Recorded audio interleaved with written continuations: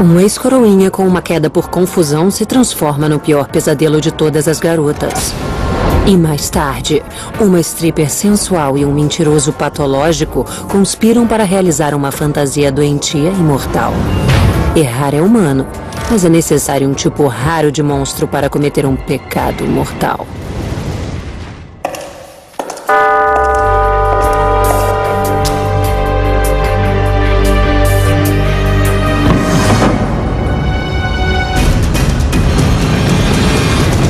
Pecados mortais. Qualquer assassinato é um ato imperdoável, mas há alguns crimes tão monstruosos e tão nojentos que você tem que se perguntar se a pessoa que os cometeu tem uma alma. E é especialmente perturbador quando o pior dos pecadores começa como um perfeito santo. Crescendo no Arkansas, Colton Pitoniak é o sonho de todos os pais se tornando realidade. Ele é coroinha e um dos melhores alunos da escola. Colton cresceu em uma família privilegiada. Seus pais eram ricos. Ele morava em uma bela casa em uma comunidade perto de um campo de golfe. Todos esperavam que ele tivesse muito sucesso. E é claro, faculdade fazia parte do plano. Colton era incrivelmente inteligente e tinha muita ambição. Ele estudou em escola particular. Quando ele saiu de Little Rock, Arkansas, ele tinha uma bolsa de 150 mil na escola de administração na Universidade do Texas. Estava dando tudo certo para ele. 2001 começa bem para Colton. Ele entra para uma fraternidade e faz muitos novos amigos na faculdade. Mas o garoto de ouro tem um lado obsessivo obscuro. Ele se jogava de cabeça e, infelizmente, ele começou a experimentar essas coisas como álcool e drogas. Ele não apenas provava, ele se jogava com tudo, ele pulava de cabeça. E sua glutonaria, em pouco tempo, dominou ele. Depois de uma festa que eles tiveram na fraternidade, ele foi encontrado na manhã seguinte dormindo em cima de uma pilha de lixo em um beco. Eu acho que Colton gostava de ser algo que ele não era. Ele queria ser mais perigoso, queria ser mais sofisticado. Ele queria ser muito mais do que ele realmente era. Tem dinheiro? Mas Colton não estava apenas usando drogas. Ele estava vendendo também e cultivando um status de bad boy no campus. Só isso? Ele começou a usar jaqueta de couro preta e ele parecia um bandido. Ele foi de coroinha para bandido em questão de poucos anos. Eu acho que ele queria viver o sonho, aquela imagem de bad boy. E isso se refletiu na decoração do apartamento dele. Ele tinha um pôster do Scarface pregado na parede da cozinha. E quanto mais ele se afundava nas drogas, mais perturbador era seu comportamento. Enquanto ele estava vivendo na casa da fraternidade, um gato foi torturado e encontrado morto no beco. E todo mundo lá acreditava que Colton tinha feito isso. Em dezembro de 2003, Colton é preso por dirigir bêbado e abandona a universidade. Colton Pitoniak teve uma bela carreira na faculdade. Esse preguiçoso nota 10 não tinha tempo para as aulas, provas e trabalhos. Ele estava muito ocupado alimentando seu apetite por drogas e aprimorando seu mau comportamento. Se pelo menos ele tivesse mantido para si o seu veneno. Na época que Colton abandonou a faculdade, uma moça de 19 anos chamada Jennifer Cave está morando em Austin há 1 ano. A ex-líder de torcida é tão gentil quanto bonita. Ela é garçonete enquanto frequenta uma faculdade comunitária local. Jennifer Cave era uma garota muito doce. Jennifer, limpa isso! Tá bom. Ela era alguém que se preocupava com as outras pessoas. As pessoas se lembravam da Jennifer, mesmo depois de conviver com ela por pouco tempo. Eu acho que Jennifer Cave era mais conhecida por ser uma boa amiga. Então, sempre que alguém precisava de alguma coisa, ela era a primeira a se oferecer. Mas Jennifer nem sempre era um anjo. Ela ficou bem selvagem. Estava usando algumas drogas e muitos amigos dela também. Era a faculdade. Eles estavam se divertindo e as coisas saíram do controle. Jennifer teve problemas com drogas e bebidas. Sua família sabia disso. ela costumava se aproximar de pessoas que precisavam de ajuda e muitas vezes essas pessoas também tinham problemas com drogas e bebida. Então parecia que ela caía em um círculo vicioso da sua própria fraqueza com essas questões. Então ela se aproximava de outras pessoas que também tinham essa fraqueza. A mãe de Jennifer, Sharon, desesperadamente tenta colocar sua filha de volta aos eixos. Sharon queria que ela ficasse bem, que ela saísse das drogas, que ela terminasse a faculdade e seguisse com a sua vida. E Jennifer tinha dificuldade em se comprometer. Ela queria fazer o certo, mas não conseguia. A vida a atrapalhava e quando ela menos esperava, estava usando drogas de novo. E agora, frequentando as festas de Austin, ela está a ponto de conhecer alguém que vai levá-la para um abismo ainda mais profundo, Colton Pitoniak. Jennifer não via o perigo em Colton. Na verdade, eu acho que Colton não deixava isso aparente. E além disso, Jennifer acreditava que as pessoas eram boas. Eles foram apresentados por um amigo em comum. Houve uma ligação quase imediata entre os dois e eles ficaram muito próximos. Eles tinham muito em comum. Eram jovens brilhantes que estavam experimentando o lado selvagem da vida. Em Austin, um passeio no lado selvagem é apenas uma caminhada na rua. A Rua 6 é o coração de Austin e lá tem muitos bares e boates. Os alunos da universidade se divertem lá. Todos os bares mostram o que eles têm de especial e querem que você beba muito, com o mínimo de dinheiro possível. E, essencialmente, fique bêbado. Jennifer e Colton ficaram juntos e rapidamente se tornaram almas gêmeas. Colton era uma dessas pessoas que atraíam ela. Ela parecia que sempre precisava dela e ela gostava disso. Um dia, Jennifer foi morar com Colton e ficou com ele por um tempo. Ela vivia uma vida nômade naquele momento e eles estavam muito unidos. E ele parecia obcecado por ela. Ele a amava e Jennifer não sentia a mesma coisa. Ele era um amigo. Apesar de todos acreditarem que eles estivessem fazendo sexo, Jennifer dizia que amava Colton como um irmão, mas ele estava se apaixonando por sua amiga de drogas e perdendo o controle. Um dia, Colton estava drogado e ouviu um barulho do lado de fora.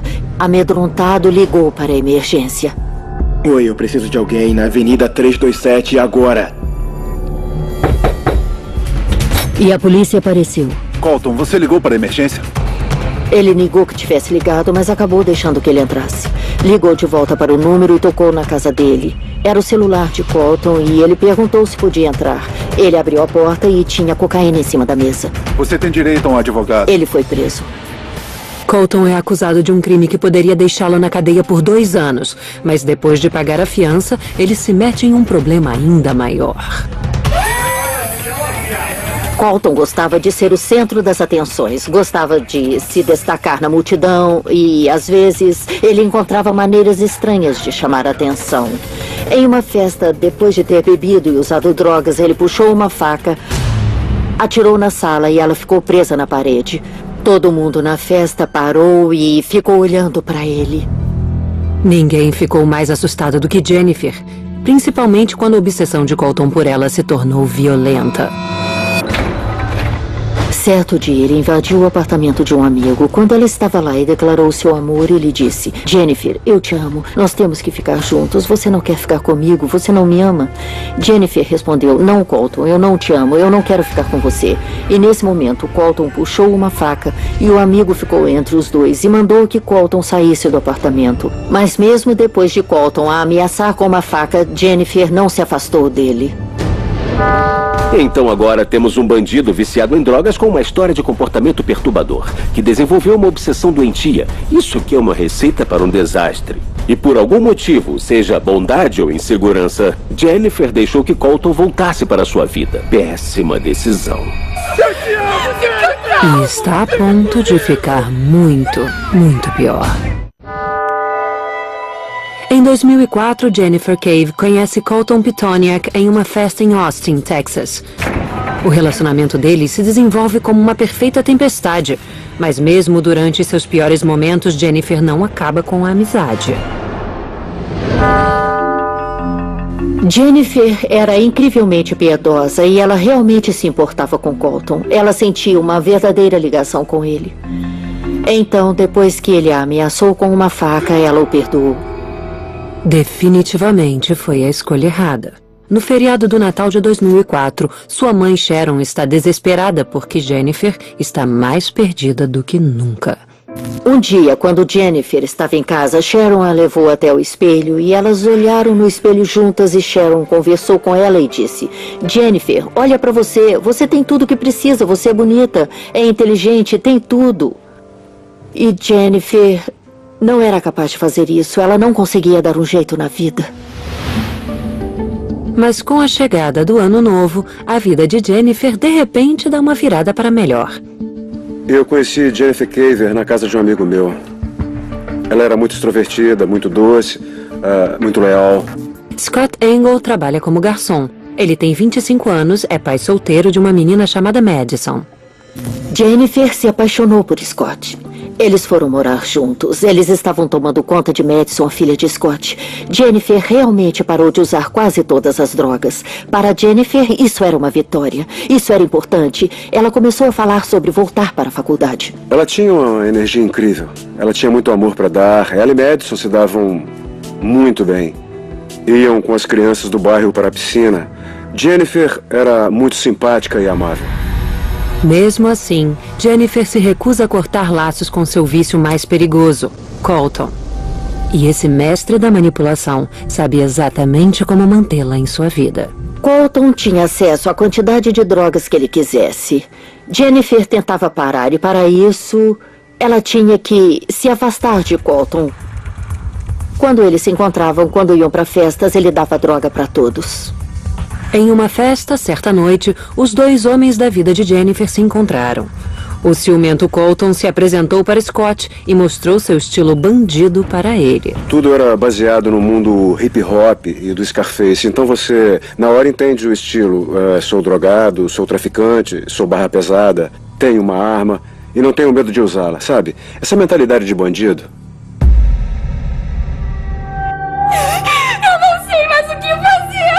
Mas apesar de estar em um novo relacionamento, Jennifer não consegue se afastar de Colton. Eu acho que o erro fatal de Jennifer foi que ela amava demais. Por exemplo, o Colton Pitoniak. Nós conversamos sobre afastar ele da vida dela, mas ela sempre tinha a necessidade de voltar e ajudar ele. E o controle de Colton sobre Jennifer era quase sobrenatural. Ela realmente sentia que alguma coisa aprendia por dentro ou estava ao redor da vida dela. E ela literalmente caiu de joelhos, chorando, me contando que via demônios em seus sonhos. Ela estava chorando histericamente. De vez em quando eu ouvia o nome de Colton. E se a dinâmica entre Jennifer, Colton e Scott não é estranha o bastante, outro jogador está a ponto de tornar o drama ainda mais volátil. Uma jovem agressiva e problemática chamada Laura Hall. Laura Hall, assim como Colton e Jennifer, vieram de uma boa família de classe média. Ela teve muitos privilégios ao longo dos anos. Ela era muito inteligente, era uma moça bonita e muito problemática. Laura se matriculou na Universidade do Texas, mas tinha problemas em se enturmar. Laura Hall agia de forma muito estranha. Às vezes as pessoas passavam em frente ao seu apartamento em Austin e ouviam gritos. Ela estava sozinha lá e ficava gritando. Ela era muito tensa em um ambiente muito complicado. E quando ela conhece o bad boy Colton, Laura fica encantada na hora. Em pouco tempo, os dois desajustados se tornam amigos com benefícios. Laura queria ficar com Colton. Ela achava que seria muito legal ter um namorado traficante e bandido. E assim como Jennifer, Laura Hall ficou presa na teia envenenada de Colton. Colton tratava Laura como se ela fosse um objeto, como se ele fosse dono dela ou pudesse usá-la quando ele bem entendesse. Ele a chamava e a usava quando ele bem entendia. Enquanto isso, Colton continua a ver Jennifer, e na mente de Laura, é Jennifer quem atrapalha seu relacionamento com Colton. Há evidências de que ela via Jennifer como sua rival pela atenção e afeição de Colton e que ele via seu relacionamento com Jennifer como algo muito especial. E Laura queria ter esse tipo de importância na mente de Colton. Quem sabe quanto tempo esse relacionamento de dependência entre Jennifer e Colton teria durado. Mas agora, adicione a invejosa e encrenqueira Laura na mistura e você tem um coquetel venenoso. Esse é um dos casos em que tentamos fazer nosso melhor como investigadores de homicídios para entrar na cabeça dos bandidos. E mais uma vez descobrimos que é quase impossível fazer isso. É difícil aceitar que alguém faria isso com outro ser humano. Esse programa é baseado em histórias reais e contém dramatizações. É aconselhável prudência ao espectador. Em Austin, Texas, uma bomba relógio está a ponto de detonar. Em junho de 2005, Colton é condenado por posse de drogas, mas passa apenas 20 dias na cadeia. Durante esse tempo, Jennifer também passa por uma mudança. Termina com seu namorado, o pai solteiro Scott, e sai da casa dele. A baixa autoestima de Jennifer foi mais forte do que ela no relacionamento com Scott. Ela começou a questionar se era boa mãe e se estava pronta para se casar. Mas ao invés de desmoronar, para Jennifer, foi uma oportunidade para um novo começo. Eu consegui um emprego! Jennifer conseguiu um ótimo emprego. Foi contratada por uma firma de direito em Austin. Ela ficou muito empolgada. Ficou nas nuvens naquele dia. Mas naquela mesma noite, o perigo liga para ela.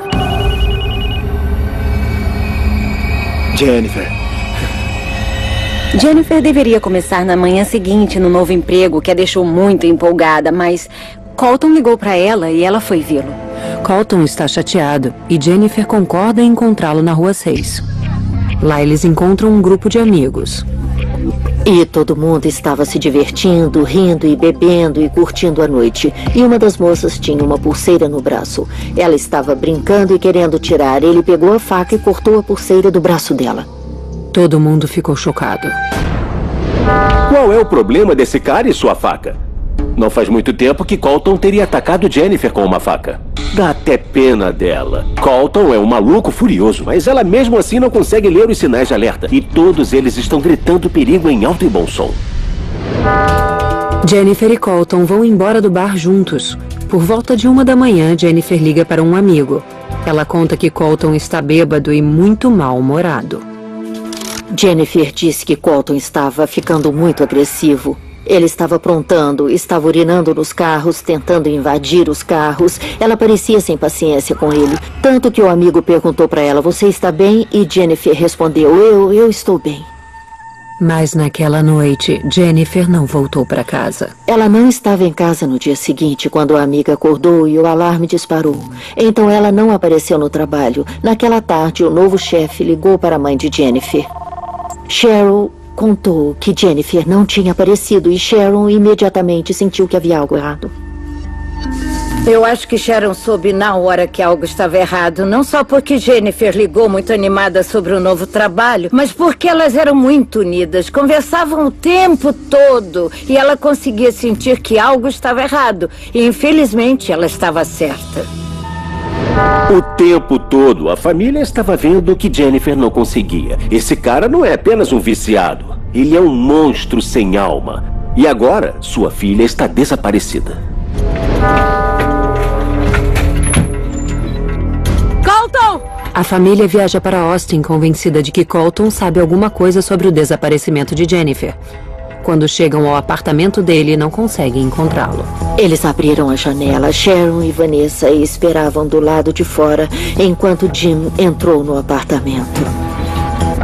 As luzes estavam apagadas, e ele conseguia ver que tudo estava bagunçado. Enquanto ele andava, ele sentia um odor no apartamento. Jennifer! E ele teve o pressentimento de que algo muito ruim tinha acontecido. É quando ele encontra a cena mais chocante de sua vida. O corpo de Jennifer, decapitado, está na banheira. Chama a polícia! Ele viu os pés de Jennifer, que estavam para fora da banheira. E ele sabia que era ela porque tinha pintinhas nos pés e ele reconheceu. E dentro de um saco de lixo estavam a cabeça e as mãos de Jennifer. Ele deu a volta, saiu do apartamento gritando: liguem para emergência, liguem para emergência. A polícia tenta entender esse crime doentio. Depois de uma detalhada investigação, parece que o tiro no peito foi o que matou Jennifer. Eu acho que o que aconteceu naquela noite foi que eles estavam num apartamento de Colton. Ela estava animada com seu futuro. Ela tinha arranjado um ótimo emprego e eu acho que no momento que ela estava pronta para ir embora, ele sabia que o relacionamento tinha acabado ou estava mudando e ela era praticamente a única coisa boa na vida dele. E de algum jeito as coisas ficaram feias entre os dois. Cala a boca! E ele pegou a arma e a arma disparou. A bala perfurou o braço de Jennifer, depois se alojou em seu peito, atingindo uma grande artéria e a matando na hora. Desesperado e sem saber o que fazer, a seguir, Colton liga para Laura Hall. A evidência indica que Laura chegou na manhã seguinte. Provavelmente foi quando o desmembramento começou e levou um certo tempo. A evidência acabou mostrando que esse foi um processo que levou muitas horas.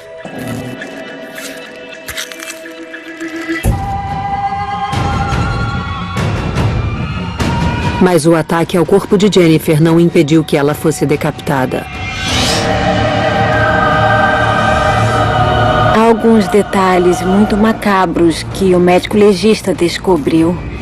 Ferimentos pós-morte, facadas no corpo de Jennifer.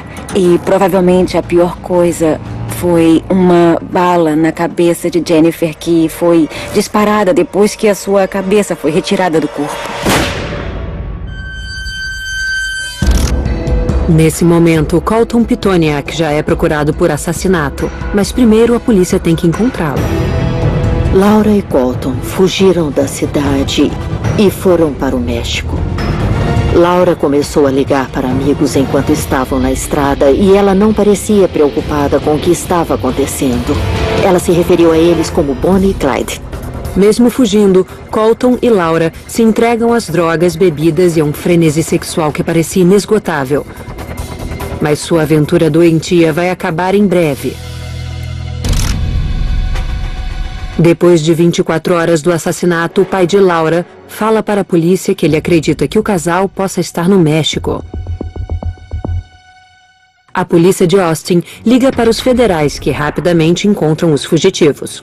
Essencialmente, nos últimos dias, eles estiveram festejando e bebendo no México. E agora que foram presos, eu acho que ficou bem claro que essa vai ser uma longa luta para ele. Colton e Laura são presos. Em janeiro de 2007, Colton Pitoniak é julgado por homicídio qualificado. Durante o julgamento, Colton Pitoniak testemunha que não se lembra de nada sobre o crime. No entanto, declara que teve que ser ele porque era o único presente no momento. O júri decide que Colton Pitoniak é culpado pelo homicídio. Ele é sentenciado a 55 anos de prisão. Em agosto de 2007, Laura Hall vai a julgamento por fraudar evidência e por ajudar Colton a fugir. Em seu julgamento, Laura ficou sentada à mesa prestando atenção como se ela fosse uma das advogadas fazendo anotações. Ela estava muito envolvida e ela ficou encarando a família de Jennifer durante a maior parte do julgamento. Ela parecia estar com muito ódio. Laura Hall, no mínimo, é uma mentirosa patológica. E ela fez de tudo para distorcer a verdade nessa investigação. Em cada momento protegeu Colton Pitoniak, mas o sentimento de remorso nunca foi visto em nenhum dos dois. Laura foi declarada culpada e sentenciada a 5 anos na prisão. Em 2009, ela entrou com um recurso, mas não deu certo. O tribunal não apenas confirmou sua condenação, mas ainda adicionou 5 anos à sua sentença. Eu acho que o que é perturbador nesse caso é o tratamento desnecessário com o corpo de Jennifer. Ela já estava morta. Não havia motivo para continuar mutilando o corpo, e algumas das coisas que foram feitas com ele não foram feitas para disfarçá-lo. A retirada da cabeça e as facadas. Com que propósito isso foi feito? Por que alguém faria isso? Foi feito por maldade. É uma coisa cruel de se fazer. Eu diria que eles são pessoas pecadoras. Colton e Laura são pessoas pecadoras. Para Laura, depende do que se pensa dela. Mas eu acho que ela teve um papel maior nisso do que está disposta a admitir. E eu acho isso pecaminoso. Poucos pecados não foram cometidos. Que triângulo trágico. A obsessão doentia de Colton por Jennifer, a fixação sexual de Laura por Colton e Jennifer presa em seu relacionamento disfuncional com Colton. Se pelo menos ela tivesse conseguido se libertar dessa ligação, no final, a vida de Jennifer foi retirada sem nenhuma gota de remorso dos envolvidos. A seguir, ela é uma devotada batista do sul que vira uma stripper. Ele é um homem misterioso, vivendo uma vida de mentiras. Só tem uma coisa faltando nesse tórrido romance: assassinato. Em 1972, em Lake Charles, Louisiana, uma linda criança de espírito livre nasce.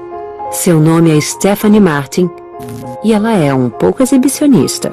Você olha para Stephanie na 7ª série e ela ia para a escola e dizia para sua melhor amiga: olha minha calcinha, você tem que ver minha calcinha. E a amiga dizia: o quê? Qual é? E ela dizia: ela é muito legal, tem que ver. E a amiga concordava em olhar e ela não estava usando nada. Todo mundo sabia que ela era muito desinibida. Eu tenho fotos de Stephanie com um cartaz de Rob Lowe atrás dela e parece que ela está no ensino médio, no máximo com as pernas abertas no ar. A família de Stephanie é de devotados batistas do sul, então o comportamento dela é particularmente incendiário. Ela começou a se envolver em problemas na escola, com vandalismo, escrevendo coisas indecentes sobre o diretor na parede. Então ela e o pai começaram a discutir o tempo todo. De novo? De novo com isso? Ela contava como o pai dava tapas em seu rosto em várias ocasiões.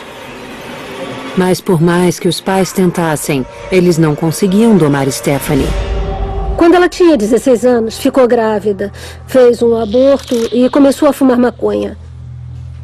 No seu último ano na escola, ela começou a usar êxtase todos os fins de semana. Em pouco tempo, ela começou a usar LSD. Então, ela ficava variando LSD, êxtase, de um para outro. Aos 18 anos, a selvagem Stephanie fazia striptease em uma das boates mais quentes de Austin. Ganhando até $500 por noite, ela sabia como agradar seus clientes. Uma noite, ela conhece um homem intrigante chamado Will Buzenberg. Stephanie viu ele e, de acordo com ela, seus olhares se cruzaram. Ela se apaixonou por seus olhos cor de mel. Bonito e autoconfiante, tem algo em Will que cativa Stephanie. Ele não parece um cara comum. Ela amava o jeito quando ele conversava com ela. Ele a olhava nos olhos ao invés de olhar para seus seios. Ela dizia que ele ouvia quando ela falava. Então ela falou: Will, me fala sobre você, o que você faz? E ele dizia: não, eu não posso contar. Eu não posso contar, é um segredo. Não, qual é? Me conta. Eu trabalho para o governo. É sério? O que você faz? É segredo, não posso contar. E eventualmente ele disse: eu sou um assassino da CIA.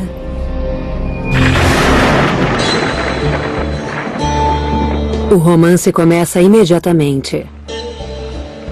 Will está satisfeito por ter uma namorada sedutora. E ela está encantada por ter fisgado um peixão. Ele dizia para Stephanie que tinha casas em todo o Texas. Ele tinha um rancho em Montana. Ele tinha uma caminhonete Lamborghini.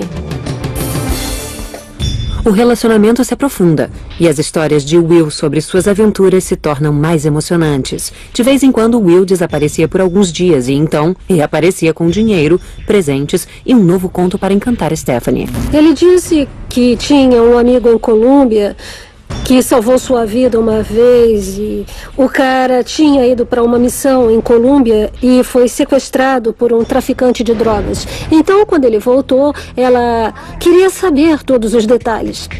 Na frente de Stephanie, sua melhor amiga, ele disse: eu tive que descer de paraquedas na casa do traficante e tinha muitos homens e mulheres nadando nus na piscina e eu tive que matar todos para salvar o meu amigo. Stephanie acreditava em cada palavra. Parecia que ela tinha uma fascinação mórbida e sexual pelo ato de matar. Enquanto Will contava essas histórias, ela ficava encantada e dizia: Will, como é matar alguém? Você se sente como Deus? Faz você se sentir poderoso? Só tem um problema. Nada do que Will conta para Stephanie é verdade. O trabalho verdadeiro de Will é muito menos interessante. Ele é, na verdade, um trabalhador que ganha por hora para polir próteses de joelho. O problema em criar uma história para a sua vida é que cedo ou tarde você vai acabar em um beco sem saída. Consumido por um orgulho falso, Will Buzenberg está chegando a um ponto que não tem mais volta. Ele conta a verdade ou embarca em um jogo terrível e muito perigoso. Para adicionar mais pressão, Will mora com uma pessoa, um velho amigo chamado Chris Hatton. Eles eram amigos durante a época da escola. Eles serviram o exército juntos.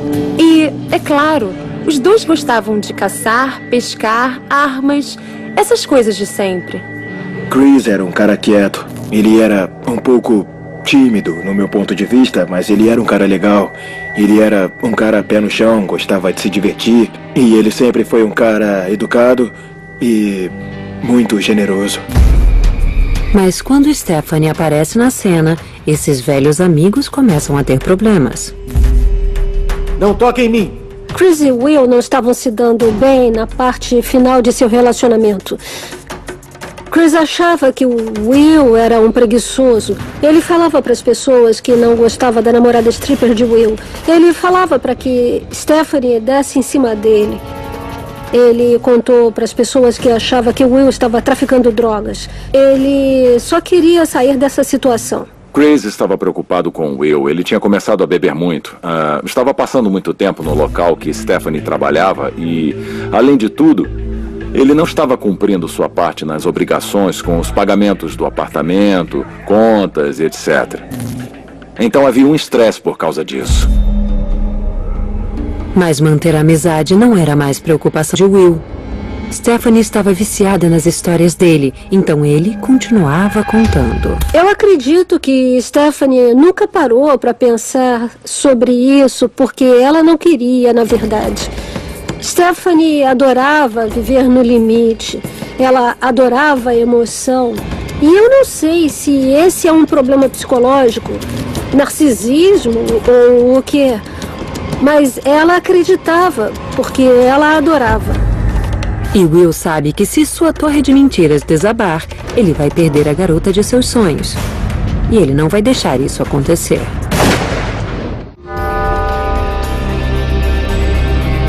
O tórrido romance de 3 meses de Will Buzenberg com a dançarina de pole dance Stephanie Martin é construído em uma base de mentiras. Ele a fez acreditar que ele é um agente da CIA, a única forma que ele tem para conquistar uma mulher que é boa demais para ele. E lá estava, aquela moça olhando nos olhos dele dizendo, nossa. E ele dizia, nossa, eu consigo ficar com uma stripper? Ele costumava andar por aí falando para todo mundo que sua namorada era uma stripper. Então essa era uma grande conquista para ele. Stephanie tinha suas próprias manias estranhas. Ela tinha uma sede insaciável de saber como era matar. Na verdade, para alguns isso se chama desejo por sangue. Ela não conseguia parar de falar nisso.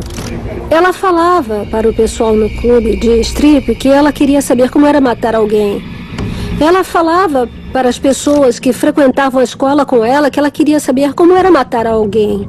Ela falou para um agente imobiliário: eu quero saber como é dar um tiro na cabeça de alguém.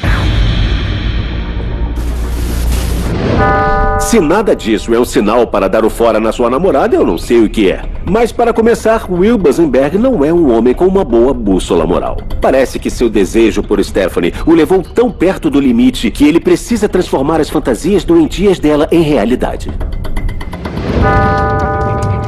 Will mora com uma pessoa, um amigo antigo, Chris Hatton.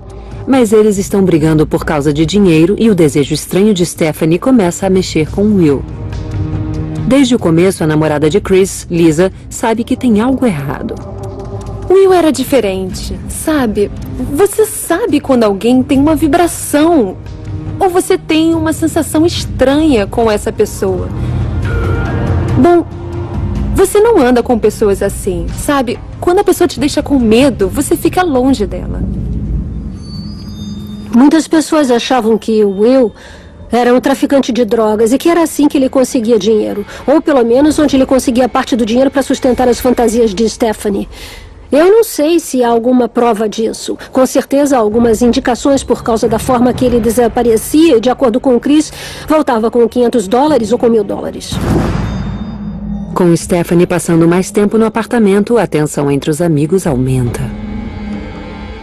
Eu sentia que Chris não estava em uma situação segura, porque eu não achava que o Will era uma pessoa estável. Eu achava que ele estava se colocando em perigo e que ele tinha que sair de lá. Mas Chris não podia imaginar o perigo que o estava esperando. O desejo de Stephanie estava fora de controle e ela queria realizá-lo agora. Eles só precisavam ir até o fim do corredor para fazer isso. No início da manhã de 10 de janeiro de 1995, enquanto Chris ainda estava dormindo, Will e Stephanie começaram seu ataque sorrateiro.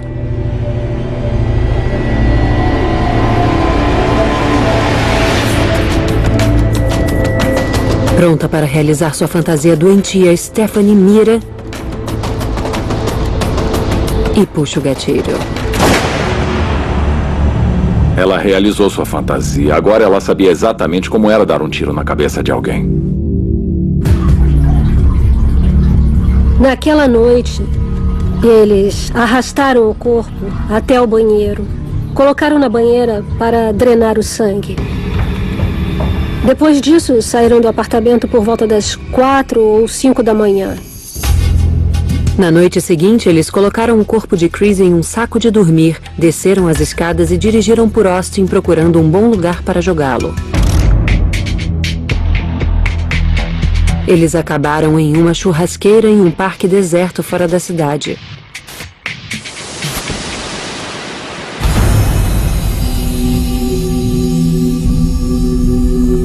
Com medo de o corpo ser identificado pelas digitais, Will fala para Stephanie cortar as mãos de Chris. A serra estava no carro. Stephanie falou sobre como foi difícil cortar as mãos e como ela começou em um lugar e não conseguiu, então teve que mudar para outro e ela demorou muito tempo para conseguir cortar a primeira mão. Mas a aventura deles ainda não acabou.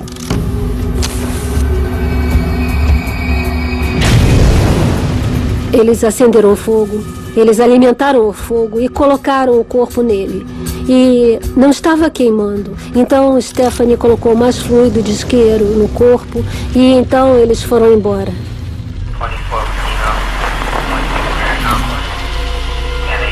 Somente na manhã seguinte, o corpo mutilado de Chris foi encontrado.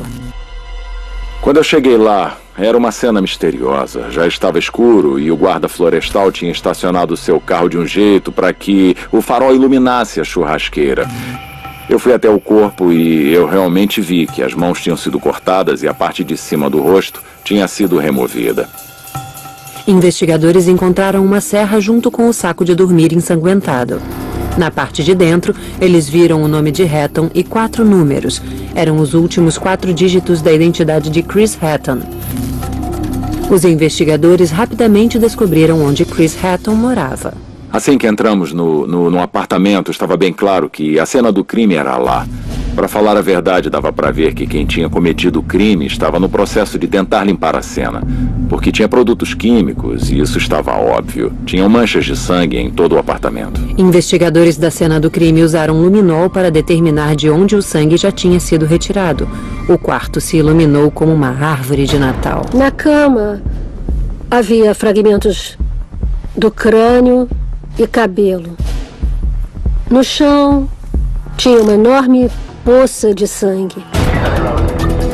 A polícia colocou uma equipe de vigilância do lado de fora do apartamento esperando prender o colega desaparecido de Chris. E, como esperado, 3 dias depois do assassinato, Will e Stephanie voltaram para a cena do crime.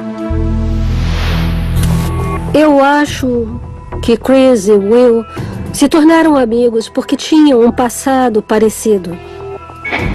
Eu acho que Will e Stephanie ficaram juntos porque eles tinham fantasias parecidas.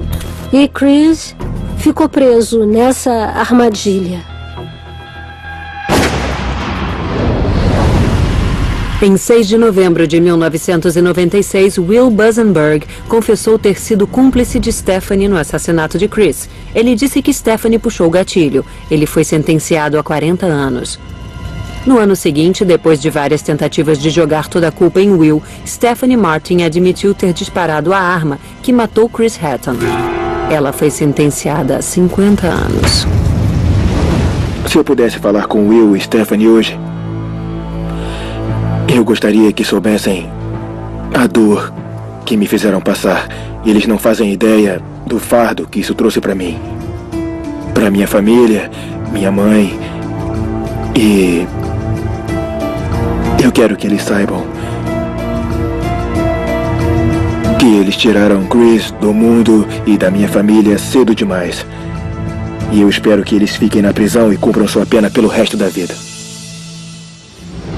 Parece que Stephanie aprendeu algumas coisas sobre as mentiras de seu namorado Will, o mestre. E tudo para quê? Um relacionamento superficial construído inteiramente em fantasias. Na verdade, ele era um mentiroso, vagabundo, um perdedor. E ela era o monstro da luxúria. Talvez fossem o casal perfeito no final das contas. Se podemos aprender algo com esse tipo de incidente, ou se tem uma moral, sei lá, seja o que for, você tem que ter cuidado com as pessoas com quem convive. E em algum ponto você tem que aprender que se seu relacionamento começa a ficar diferente do que costumava ser, então você tem que saber quando partir os laços e ir em direção diferente. O que eles estavam pensando? Eu não sei. É loucura quando você pensa nisso. Não faz mesmo nenhum sentido. Há uma moral nessa história? Eu não tenho certeza se há. Talvez a história seja que eles eram pessoas más. É isso que acontece quando pecados se tornam mortais.